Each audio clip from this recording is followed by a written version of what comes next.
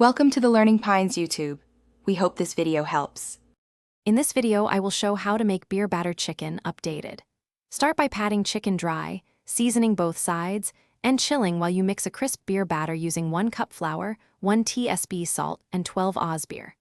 Dredge pieces, let batter cling, then fry in oil to 350 degrees F until golden and cooked through. Drain briefly, rest, and serve hot for best texture and flavor. Enjoy with lemon wedges or dipping sauce.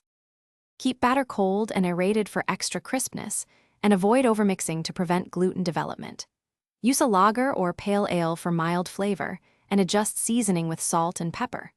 For uniform cooking, pound thicker pieces to even thickness, and maintain oil at 350 degrees F to 360 degrees F so chicken cooks through without burning. Test one piece first, and adjust timing to suit your fryer or pan. Serve immediately for best crunch. If you're finding this video helpful, please subscribe and like to support more recipes and tips. Quick recommendation: the Owala water bottle keeps you hydrated during long frying sessions and fits cup holders, so you won't miss a beat while monitoring oil. It's leak-resistant and easy to carry to picnics or tailgates. Check the description for the link and other deals. Thanks, now let's get back to the video.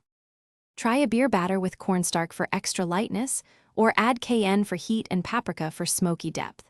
Swap beer for sparkling water and a bit of vinegar to keep batter airy when avoiding alcohol. Pair beer batter chicken with coleslaw, fries, or a crisp salad to cut richness.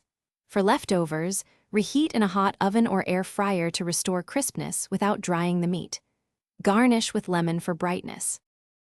Thanks for watching. Consider subscribing if we helped you.